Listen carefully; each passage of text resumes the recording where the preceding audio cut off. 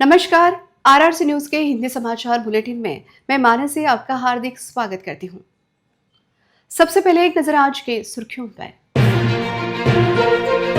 Headlines प्रस्तुत करता markers, the readymade multibrand showroom, सर्वोत्तम quality, fresh stock, latest design, reasonable rates, LRT college road, Raghuvanshi मंगल कार्यालयाच्या बाजूला, अकोला। मार्कर्स परिवारातर्फे दिवाळीच्या मंगलमय शुभेच्छा। कार्तिक एकादशी के चलते विट्ठल मंदिर को मिला यात्रा का स्वरूप। सुबह से लेकर देर रात तक दर्शन के लिए श्रद्धालुओं का लगा तांता। फ्लेवर्स ऑफ इंडिया को शहरवासियों का मिला उत्स्फूर्त प्रतिसाद। फूड ट्रेड तथा प्रॉपर्टी एक्सपो में विविध कार्यक्रम का आयोजन। अक्षय नागलकर हत्याकांड मामले में पुलिस को मिली सफलता। अक्षय की हड्डियों का DNA रिपोर्ट आने की पुलिस को प्रतीक्षा। बारिश के कारण नींबू की फसल बर्बाद। नींबू के पेड़ों पर किसान ने चलाया JCB।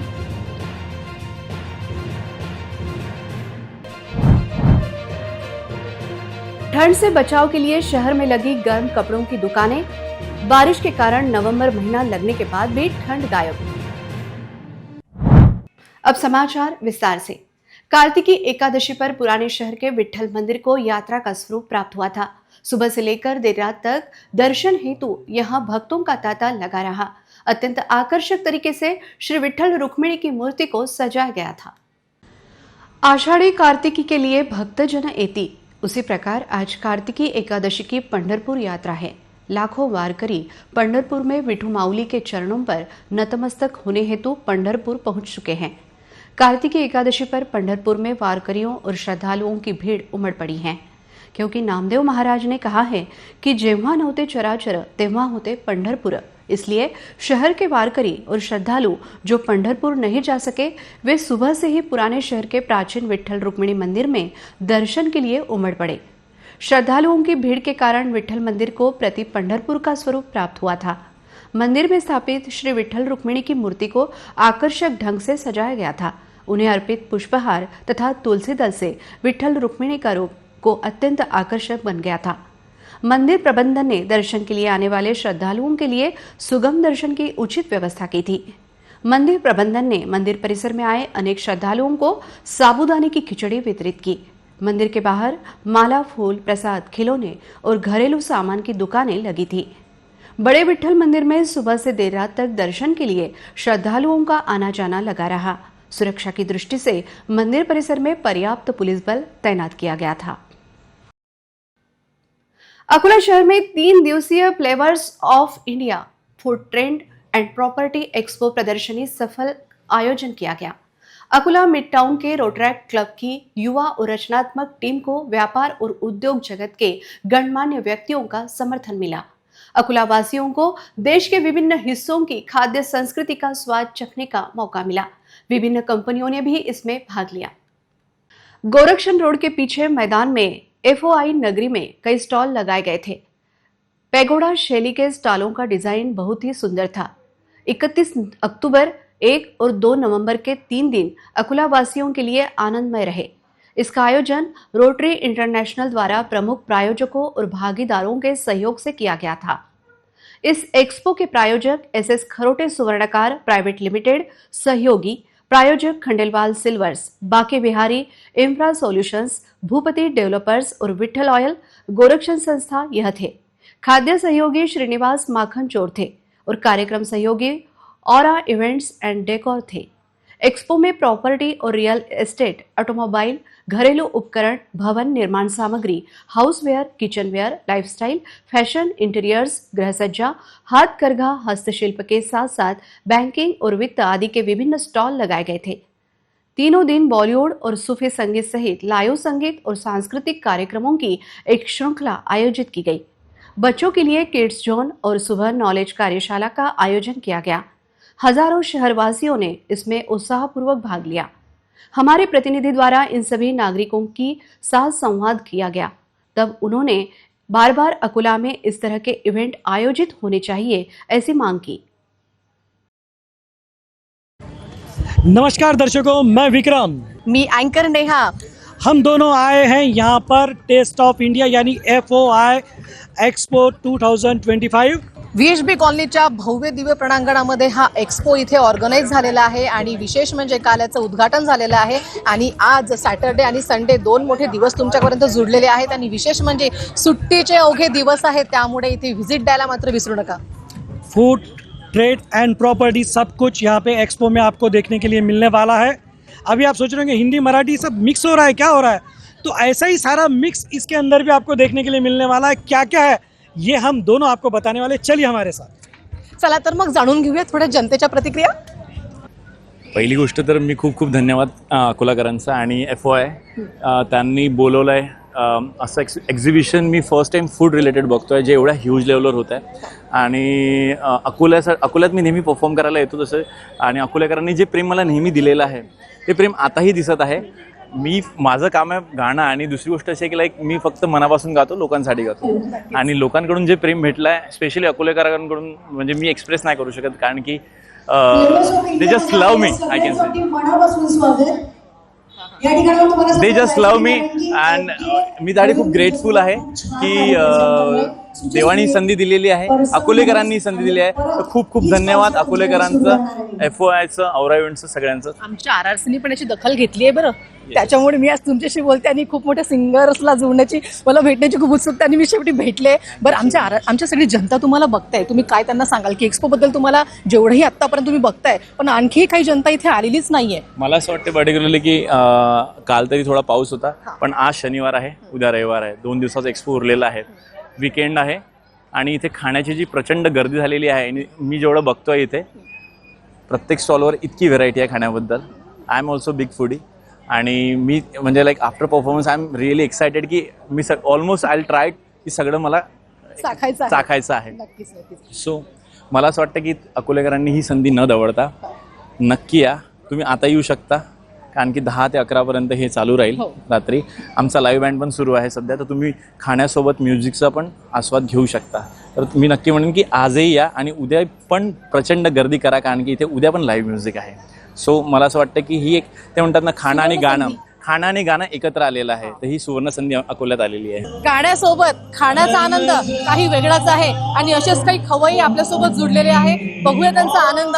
काय वाटलं तुम्हाला एक्सपो मध्ये येऊन, काय विशेष? खूप छान आहे, पंजाबी जे आहे एकदम छान आहे, इथं छोला कुलचा वगैरे म्हणजे अकोल्यात नवीन पॅटर्न आलेला आहे पंजाबी, त्याच्यानंतर एक राजस्थानी पॅटर्न आहे इथे हे साईडला, यांचा पण खवय्ये आहे, स्वीट आयटम आहे तो चांगला आहे आणि तिचा आनंद जो मोसमचा घेऊन राहिलो, फक्त आता पावसाची वाट पाहून राहिलो की पाऊस जर आला तर खूपच छान होतो। वाट नाही बघायची, पाऊसच नाही आला पाहिजे। नाही पाऊस आला थोडा तर अजून छान वाटेल।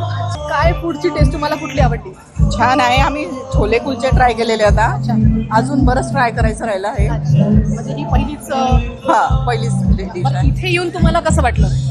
छान वाटून राहिलं आहे, म्हणजे असं फंक्शन सारखं गाण्यासोबत खाण्याचा आनंद आणि त्याच्यात आलो असं वाटते वाटतंय ना नक्कीच। परत त्या आणि ही दखल आमच्या RRCने पण घेतली आहे, मात्र ही दखल RRCच्या माध्यमातून सगळी जनता घेते, आमचं चॅनल पण घेत आहे। काय तुम्ही आज आपल्या जनतेला सांगाल? येऊन पहा, ट्राय करून पहा, छान आहे। त्यासोबत खाटवर बसून प्रॉपर पंजाबचा फील तुम्ही इथे घेतलेला आहे, कसं वाटतं तुम्हाला? खूप छान वाटत आहे। नक्कीच, हो खूप छान आहे। पंजाबला गेल्यासारखं वाटतंय खाटवर बसून। हो ना खाटवर बसल्या नाही अजून, बसते आता। बघा मी सुद्धा पंजाबला गेली नाही, पण मी पंजाबला आली असं समजूया। वेटिंगवर आहेत सध्या, म्हणजे विशेष म्हणजे इथली पंजाबी डिश किती उत्कृष्ट आहे त्यासाठी तुम्हाला इथे एकदा व्हिजिट द्यावं लागेल, इथली टेस्ट तुम्हाला अनुभवावं लागेल। गाँव का एकदम नेचुरली आता है, गाँव का हमारा पूरा। अच्छा, वही ग्लास में लस्सी बिस्सी मारने वाले हो? लस्सी वस्सी तो मारनी पड़ेगी ना, घेवर वगैरह खाने पड़ेंगे ना, राजस्थानी गुजराती है, मारवाड़ी है। घेवर के साथ लस्सी का ग्लास भी पियोगे? गुल्ला खाएंगे, गुल्ला। ठीक है। लस्सी और घेवर तो चाहिए, जुड़ने के लिए अंडा कचौरी भी चाहिए राजस्थानी। जुड़ने के लिए बहुत बहुत धन्यवाद। एक्सक्यूज मी सर, टेस्ट कैसा लग रहा है? एक नंबर है ना, 1 नंबर है। तो देखिए यहाँ पे खाने का टेस्ट ले रहे हैं, पूरी फैमिली के साथ आए हैं और मजा आ रहा है, बढ़िया लग रहा है टेस्ट। चलिए, कैसा लग रहा है भाई, टेस्ट वगैरह कैसा लग रहा है? मस्त लग रहा है। मस्त लग रहा है। क्या क्या लिया आपने? पनीर ले लिया, ये ले लिया, छोले कुलचे, कचौरी ले ली। क्या बात है मैम, आपको कैसा लगा?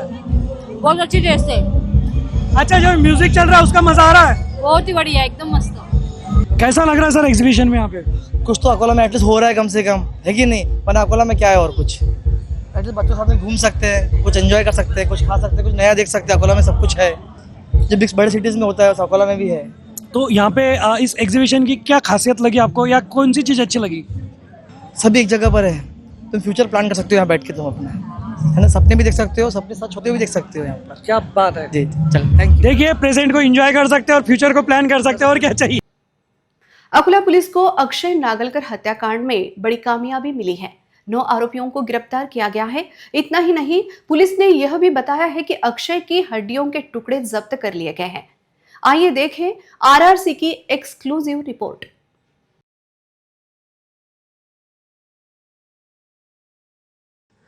बाईस अक्टूबर की शाम करीब 5 बजे अक्षय विनायक नागलकर घर से यह कहकर निकला था कि वह 15 मिनट में लौटकर आता हूं, लेकिन जब वह घर नहीं लौटा तो उसकी मां ने डाबकी रोड पुलिस में गुमशुदगी की रिपोर्ट दर्ज कराई। इस गुमशुदगी की रिपोर्ट के कारण पुलिस को उसका पता लगाना पड़ा। इस गुमशुदगी की शिकायत से पूरी कहानी बदल गई। तो गुमशुदा झालेला आहे दिवाळीच्या दुसऱ्या दिवशी, मग आम्ही फोन लावून राहिलो, त्याचा फोन लागून नाही राहिला। मग आम्ही चिंतेत पडलो, इथं रिपोर्ट द्यायला आलो, यांना रिपोर्ट घेतला, गुंडा तर नाही आम्ही वडील आहे तुम्ही? वडील दिनांक 23/10/2025 रोजी डाबकी रोड पोलीस स्टेशन येथे अक्षय नागलकर यांची मिसिंग तक्रार दाखल करण्यात आली होती। त्या मिसिंग तक्रारच्या अनुषंगाने माननीय एसपी साहेबांच्या मार्गदर्शनाखाली आम्ही 6 टीम तयार केल्या, जेणेकरून त्या मिसिंगचा शोध लागावा। आणि त्याच्यामध्ये काही लास्ट सीन पर्सन्स जे होते त्यांच्याकडे आम्ही इन्व्हेस्टिगेशन केलं, त्यांचं इंटरोगेशन केलं। त्यांच्या माहितीमधून आम्हाला हिलिंग पुढे लागत गेली आणि त्यातून असं निष्पन्न झालं की अक्षय नागलकर यांची MH30 या हॉटेलमध्ये हत्या करण्यात आली। त्यानंतर त्यांची जी बॉडी होती ती मोरगाव भाकरे या गावातील शेत शिवारामध्ये त्यांना जाळण्यात आलं। तिथे त्या शेतामध्ये टीनचं एक शेड करण्यात आलं होतं, तिथे त्यांना जाळण्यात आलं। जाळल्यानंतर तिथे पुरावा उरू नये म्हणून जे उरलेलं राख वगैरे होती ती तिथून आरोपींनी डिस्पोज केली आणि त्या शेडला, टीनच्या शेडला आतमधून धुवून त्याला कलरिंग केलेली आहे, जेणेकरून कुठलाही पुरावा त्या ठिकाणी दिसू नये। अक्षय के लापता होने की जांच के दौरान जानकारी मिली कि कुछ लोगों ने अक्षय नागलकर को उसके दोस्त आरोपी आशु वानखड़े के साथ मोटरसाइकिल पर जाते देखा था।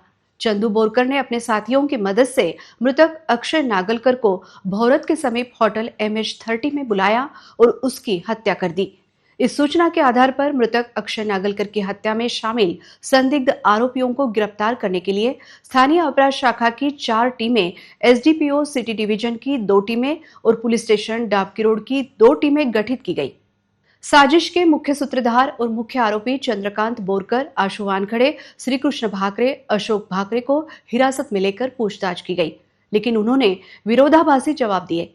तकनीकी जानकारी जुटाने और उनसे अलग अलग पूछताछ करने के बाद उन्होंने अक्षय नागलकर को खाना खाने के बहाने गायगांव रोड स्थित MH30 होटल में बुलाया। होटल का शटर बंद किया और देसी पिस्तौल व धारदार हथियार से वार कर उसकी हत्या कर दी। हिरासत में लिए गए आरोपियों के कबूलनामे के बाद डाबकी रोड थाने में हत्या का मामला दर्ज कर चारों को गिरफ्तार कर लिया गया।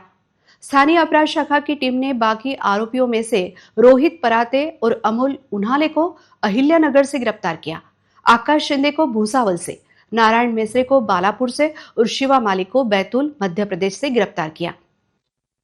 डाबकी रोड एक मिसिंग प्रकरण अक्षय नागलकरचा जो दाखल झाला होता, त्याच्यानंतर त्याच्यामध्ये त्याची मृत्यू झाली असं माहिती घेतल्यानंतर गुन्हा दाखल झाला होता त्यांचा। त्याच्यामध्ये 8 आरोपी सुद्धा अटक झाले होते अहिल्यानगरमधून, भुसावळमधून। आज जे 9वा आरोपी होता तो बैतूल मध्य प्रदेशमधून अटक झालेला आहे। त्याच्यामध्ये सर्व आरोपी आता अटक झालेले आहे। आता वाढी PCR पण आरोपीची आम्हाला अजून 5 दिवस, अगोदरची 7 दिवस, अजून आता 5 दिवस घेतलेली आहे। याच्यामध्ये जे काही घटना घडली होती, खूप क्लिष्ट स्वरूपाचा गुन्हा होता। त्या बघून आमचे फॉरेन्सिक व्हॅन्स आम्ही रवाना केले होते SDPO मार्फत, त्याचे इन्व्हेस्टिगेशन सुरू आहे। वेगवेगळे पथक रवाना झाले होते त्याच्यामध्ये आम्हाला जे मृत व्यक्ती आहे त्याची अस्थी आणि हाडे हे सुद्धा सापडलेले आहे. 2 पिस्टल आणि 8 लाईव्ह राउंड हे सापडलेले आहे.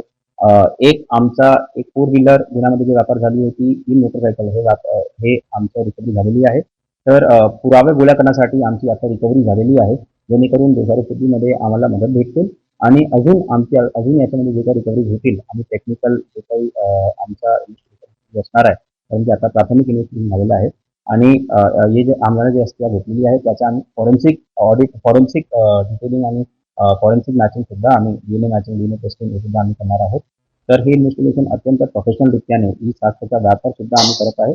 अत्यंत प्रोफेशनल रित्याने इन्व्हेस्टिगेशन सुरू आहे आणि तपासामध्ये नंतर याच्यामध्ये काम हे हत्याचं मूळ कारण असं होतं की जे मुख्य आरोपी आहे चंद्रकांत बोरकर आणि जे मृत व्यक्ती आहे अक्षय नागलकर यांचा जुना वाद होता.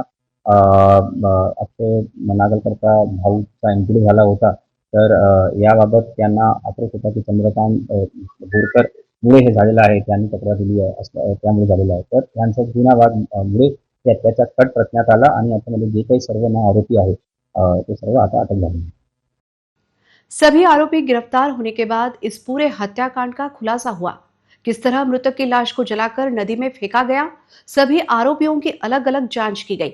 तब मृतक अक्षय नागलकर का भाई विनायक नागलकर का चंदू बोरकर से विवाद हुआ था। इसके बाद उसे एमपीडीए एक्ट के तहत 1 साल के लिए जेल में बंद किया गया। इस बात को लेकर हमेशा अक्षय नागलकर चंदू बोरकर को बदला लेने की धमकी दे रहा था। यह देखते हुए अक्षय नागलकर की हत्या करने का षड्यंत्र रचा गया। सभी आरोपियों को अलग अलग कारणों से विश्वास में लेकर उन्हें अक्षय की हत्या करने के लिए तैयार किया गया। हमारा सबसे प्राइमरी जो फोकस रहता है आरोपी अरेस्ट करना, उनसे जो मेजर रिकवरीज है सब आरोपी अरेस्ट हो जाना और रिकवरीज करना। और जैसा कि एक नागरिकों में संभ्रम था या कुछ लोगों में था कि बॉडी मिली नहीं तो प्रूफ कैसे होगा, तो इसलिए ये मेजर एक जो इस इन्वेस्टिगेशन का अगर सक्सेस अभी बोल सकते हैं कि जो उसके रिमेन्स हैं वो हमको मिले हैं और उसके अस्थियों का हमने डीएनए मैचिंग के लिए भी हमने भेजा है। बारिश के कहर के चलते पातुर तालुका के एक किसान को अपने ही हाथों से लगाए गए 15 एकड़ के नींबू बाग को जेसीबी की मदद से उखाड़ने का दिल दहला देने वाला फैसला लेना पड़ा। यही नहीं, बाद में किसान ने पूरा बाग ही जला दिया। किसान की 10 साल की कड़ी मेहनत और भविष्य के सपने मिट्टी में मिल गए। पातुर के किसान सुनील श्रीराम गाड़गे के पास 30 एकड़ कृषि भूमि है। इसमें से उन्होंने 12 एकड़ में मौसम्बी और 3 एकड़ में नींबू के पेड़ लगाए थे। लाखों रुपए खर्च करके पिछले 5 वर्षों से किसान ने बच्चों की तरह बाग की देखभाल की। यह नींबू का बगीचा अब अच्छे फल देने की स्थिति में था, लेकिन हाल ही में प्राकृतिक आपदाओं की दोहरी मार किसान पर भारी पड़ी और भारी बारिश ने उनके सपनों पर पानी फेर दिया। अत्यधिक पानी के कारण पेड़ों पर लगे सभी फल गिर गए। इस निष्कर्ष पर पहुंचने के बाद कि ये पेड़ भविष्य में फलहीन हो जाएंगे और फिर कभी फल नहीं देंगे, इस निष्कर्ष पर पहुंचने के बाद किसान ने भारी मन से पूरे बगीचे में जेसीबी चला दी। लाखों रुपए खर्च होने के और संभावित आय बर्बाद होने से उन्हें भारी आर्थिक नुकसान हुआ है। बाजार में कृषि उत्पाद बेचने के बाद भी किसान के बजाय केवल व्यापारी और खुदरा विक्रेता ही आर्थिक लाभ कमा रहे हैं, जबकि मेहनतकश किसानों को उचित पारिश्रमिक नहीं मिल रहा है। किसानों को ठोस मदद की जरूरत है। लगातार प्राकृतिक आपदाओं के कारण बागवानों पर बड़ा संकट आ गया है। राज्य में शरद पूर्णिमा से ठंड की आहट होती है, लेकिन अब नवंबर महीना शुरू हुआ है। बावजूद इसके ठंड का आगमन न होने के कारण बाहरी राज्य से शहर में विविध गर्म कपड़ों की दुकानें लगाकर बैठे व्यवसायी ग्राहकों का इंतजार कर थक गए हैं। इन व्यापारियों का रोज का खर्च निकलना भी मुश्किल हो गया है। अक्टूबर महीना शुरू हो गया है, बावजूद इसके जिले में ठंड का आगमन लम गया है। मौसम विभाग ने 4 और 5 नवंबर के बाद ही ठंड के आगमन की संभावना जताई है। हालांकि उत्तर दिशा से आने वाली हवाएं अभी सक्रिय हैं, लेकिन महाराष्ट्र के ऊपर बने निम्न दाब क्षेत्र के कारण ये हवाएं महाराष्ट्र तक नहीं पहुंच पा रही हैं। दिवाली से कुछ दिन पहले अकोला जिले में तापमान में गिरावट आई थी और गुलाबी ठंड शुरू हो गई थी, लेकिन दिवाली के बाद जिले में बेमौसम बारिश हुई, इससे गर्मी कुछ बढ़ गई है।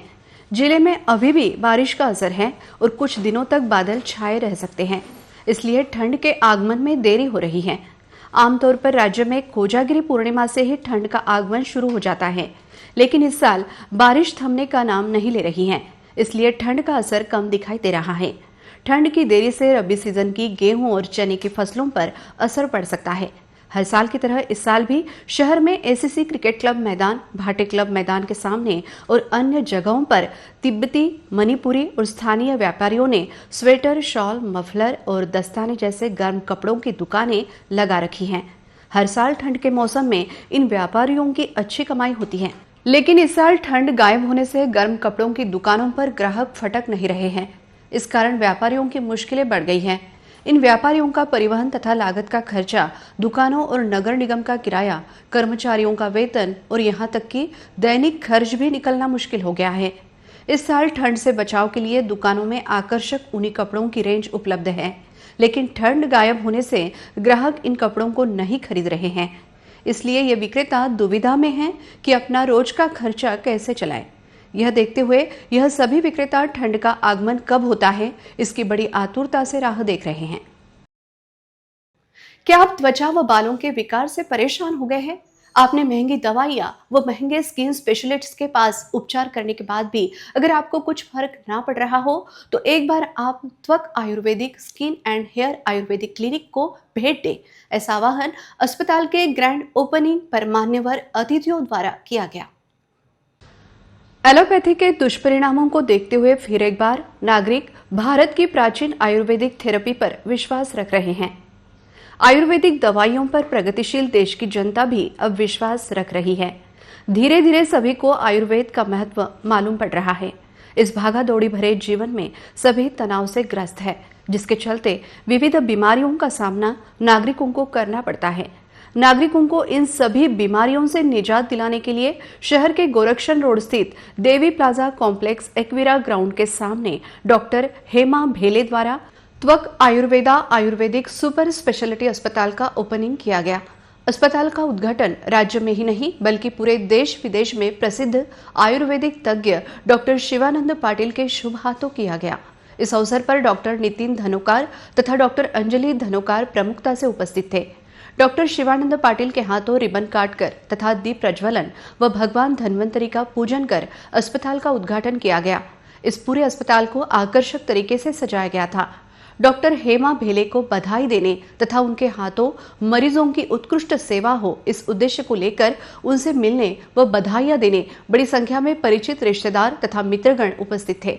सभी अतिथियों का स्वागत शॉल, श्रीफल और पुष्पगुच्छ देकर किया गया। त्वक आयुर्वेदिक सुपर स्पेशलिटी अस्पताल के माध्यम से नागरिकों को सुलभ पारंपरिक सेवा प्रदान करना और समग्र स्वास्थ्य को बढ़ावा देने के साथ ही विविध बीमारियों पर एडवांस मशीन तथा संशोधित आयुर्वेदिक औषध के जरिए उपचार कर उन्हें स्वस्थ जीवन प्रदान करना यही उद्देश्य है। ऐसी प्रतिक्रिया डॉक्टर शिवानंद पाटिल ने व्यक्त की। इस अस्पताल में त्वचा व बालों के रोगों को लेकर विशेष ध्यान रखा जाएगा, जैसे कि चेहरों के पिंपल, वांग, गजकर, खुजली, सफेद कोड़, चेहरों के दाग के अलावा बालों का डैंड्रफ, बालों का झड़ना, बालों का ना बढ़ना, चाई लगना, गंजापन, बाल सफेद होना आदि को लेकर अर्क चिकित्सा, कुर्च चिकित्सा, रस चिकित्सा, अग्निकर्म, केश पुनर्जीवन चिकित्सा, केश शुद्धिकरण चिकित्सा के माध्यम से गारंटेड इलाज किया जाएगा।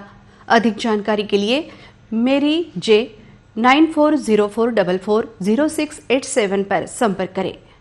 अस्पताल के उद्घाटन के बाद पूरे 1 महीने तक मरीज को विशेष छूट दी जा रही है। उनकी जांच मुफ्त में की जाएगी। डॉक्टर हेमा बेले यांच्या पुढाकाराने आज अकोल्यामध्ये आपण त्वक आयुर्वेदाची फ्रँचायझी आपण सुरू करत आहोत। सो त्वक आयुर्वेदा ही एक सुपर स्पेशालिटी आयुर्वेदिक स्किन आणि हेअर क्लिनिक आहे। याचं वैशिष्ट्य म्हणजे 23 वर्षापासून संशोधन केलेली औषधं, पंचकर्माचे किट्स असतील, त्याच्यासोबतच आम्ही डेव्हलप केलेले शुद्ध केशी चिकित्सा, जे केसांच्या विकारावर काम करतात, त्याच्या त्वक शुद्धीकरण चिकित्सा, ज्या त्वचा रोगावर काम करतात, याच्यामध्ये आपण शास्त्रोक्त आयुर्वेदिक औषधं आणि ॲडव्हान्स मशीन याच्या कोलॅबोरेशनमध्ये आम्ही ट्रीटमेंट करत आहोत। जरी आपण मशीन वापरत असेल तरी आयुर्वेदाचा जो सिद्धांत आहे, ज्याला पंचमहाभूताचा सिद्धांत म्हणतो, त्या सिद्धांताच्या आधारित आपण ती मशीन डेव्हलप केलेली आहे। त्या मशीनमध्ये आयुर्वेदिक औषधं आपण वापरतो आणि ह्याच्या कोलॅबोरेशनमध्ये आम्ही काम करतो। कारण पेशंटना लवकर पण रिझल्ट हवे असतात आणि कायमस्वरूपी रिझल्ट हवे असतात. त्याच्यामुळे याचं जेव्हा आपण कॉम्बिनेशन करतो त्याच्यामुळं आपले रिझल्ट खूप चांगले मिळतात. आज आपण पूर्ण भारत देशामध्ये 5 राज्यामध्ये 60च्या वरती अधिक क्लिनिक्स आपण चालवतोय आणि सगळ्या क्लिनिकमध्ये सगळ्या पेशंटची चांगली ट्रीटमेंट केली जाते आणि सगळ्यात महत्त्वाचं म्हणजे आपल्या पेशंटना सगळ्यात चांगले पॉझिटिव्ह रिझल्ट्स आहेत. त्याच्यामुळं मला विश्वास आहे की अकोल्यामध्ये डॉक्टर हेमा बेलेंच्या मार्गदर्शनाखाली इथल्या सर्व त्वचा आणि केसांच्या विकारांच्या रुग्णांना चांगली संधी मिळेल की इथे येऊन ट्रीटमेंट करून घेण्याची. Thank you very much. Nagpur स्थित क्षेत्रीय मौसम विभाग ने विदर्भ के मौसम को लेकर एक महत्वपूर्ण पूर्वानुमान लगाया है. इस पूर्वानुमान के अनुसार सोमवार और मंगलवार को अकोला में तूफानी हवाओं के साथ बारिश की संभावना जताई गई है. आज दोपहर अकोला के लोगों को भारी बारिश का सामना करना पड़ा. लगातार बारिश ने जहां पहले ही कृषि फसलों को भारी नुकसान पहुंचाया है, वहीं अब फिर से बारिश की चेतावनी आने से किसान सहमे हुए हैं. आशंका है कि संभावित बारिश से सोयाबीन, कपास और अरहर की मुख्य फसलें जो कट चुकी हैं और खेतों में पड़ी हैं, उन्हें भारी नुकसान होगा. मौसम विभाग द्वारा दिए गए पूर्वानुमान के अनुसार किसानों से अपील की गई है कि वे अपनी फसलों की देखभाल करें और नुकसान से बचने के लिए आवश्यक सावधानियां बरतें. वंचित बहुजन आघाड़ी के राष्ट्रीय अध्यक्ष एडवोकेट प्रकाश अंबेडकर और युवा नेता सुजात अंबेडकर के खिलाफ सोशल मीडिया पर अपमानजनक और घृणास्पद वीडियो पोस्ट करने के आरोप में मामला दर्ज किया जाए, इस मांग को लेकर अकोट शहर और ग्रामीण पुलिस थाने में निवेदन दिया गया. वंचित तालुका अध्यक्ष चरण इंगले, लताबाई इंगले और पार्टी पदाधिकारियों व कार्यकर्ताओं ने लिखित शिकायत दर्ज कराई. शिकायतकर्ता इंगले बौद्ध समुदाय से हैं और अनुसूचित जाति वर्ग से हैं. उनकी शिकायत के अनुसार द पॉलिटिकल आर्किटेक्ट कंपनी, विदर्भाचं राजकारण, महाराष्ट्राचा विश्वास, देवाभाऊ और वर्धा लाइव नामक फेसबुक पेजों पर एक्सपोज सीरीज नाम से अश्लील, आपत्तिजनक और सामाजिक रूप से विभाजनकारी वीडियो प्रसारित किए गए हैं. उन्होंने ये वीडियो 1 नवंबर को देखे थे. इससे उनकी धार्मिक और सामाजिक भावनाएं आहत हुई है. उन्होंने मांग की है कि संबंधित फेसबुक पेजों के संचालकों के खिलाफ भारतीय दंड संहिता, सूचना प्रौद्योगिकी अधिनियम और अनुसूचित जाति एवं अनुसूचित जनजाति अधिनियम के तहत मामला दर्ज किया जाए.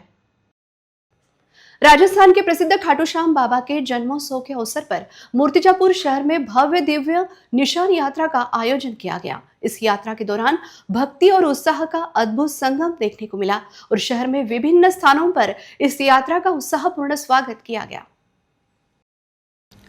शोभा यात्रा की शुरुआत मूर्तिजापुर के जूनी बस्ती स्थित श्री विठ्ठल रुक्मिणी मंदिर से मुख्य निशान यात्रा की औपचारिक पूजा अर्चना के साथ हुई. यात्रा से पहले विधायक हरीश पिंपले ने खाटू श्याम बाबा की पूजा अर्चना की और मंदिर में महाआरती की. मुख्य ध्वज को कंधे पर रखकर भक्तों ने श्याम बाबा की जय का उद्घोष करते हुए यात्रा का शुभारंभ किया. सैकड़ों भक्त अपने कंधों पर विभिन्न रंगों के ध्वज लेकर यात्रा में शामिल हुए. जब यात्रा शहर के मुख्य मार्ग से गुजर रही थी तो जगह जगह पुष्प वर्षा करके बड़े उत्साह के साथ इसका स्वागत किया गया. पूरा मूर्तिजापुर शहर शंख और पारंपरिक ढोल की ध्वनि से गूंज रहा था, जिससे एक भक्तिमय और उत्साहपूर्ण वातावरण बन गया. यात्रा में शामिल सभी भक्तों के लिए श्रीमती लक्ष्मीबाई देशमुख उपजिला सामान्य अस्पताल के पास अल्पोपहार की व्यवस्था की गई थी. जगह जगह सामाजिक संगठनों की ओर से तथा श्याम बाबा के भक्त और ज्ञान नर्मदा बहुउद्देशीय संस्था के अध्यक्ष विष्णु लोडम की ओर से चाय और जलपान की व्यवस्था की गई थी. अंत में एक नजर आज की सुर्खियों पर. हेडलाइन्स प्रस्तुत करता markers, the readymade multibrand showroom. सर्वोत्तम quality, fresh stock, latest design, reasonable rates. LRT college road, Raghuvanshi मंगल कार्यालयाच्या बाजूला, अकोला. मार्कर्स परिवारातर्फे दिवाळीच्या मंगलमय शुभेच्छा. कार्तिक एकादशी के चलते विठ्ठल मंदिर को मिला यात्रा का स्वरूप. सुबह से लेकर देर रात तक दर्शन के लिए श्रद्धालुओं का लगा तांता. फ्लेवर्स ऑफ इंडिया को शहरवासियों का मिला उत्स्फूर्त प्रतिसाद. फूड ट्रेड तथा प्रॉपर्टी एक्सपो में विविध कार्यक्रम का आयोजन. अक्षय नागलकर हत्याकांड मामले में पुलिस को मिली सफलता. अक्षय की हड्डियों का DNA रिपोर्ट आने की पुलिस को प्रतीक्षा.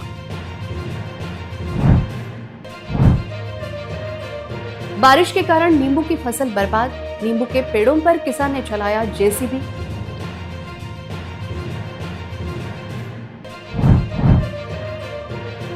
ठंड से बचाव के लिए शहर में लगी गर्म कपड़ों की दुकानें, बारिश के कारण नवंबर महीना लगने के बाद भी ठंड गायब। समाचार के लिए देखते रहिए आरआरसी न्यूज। जिन दर्शकों ने अभी तक आरआरसी का यूट्यूब चैनल सब्सक्राइब नहीं किया, उन्होंने वह सब्सक्राइब करना चाहिए। फिर मिलते हैं शहर की ताजा जानकारी और महत्वपूर्ण घटनाओं के साथ। नमस्कार।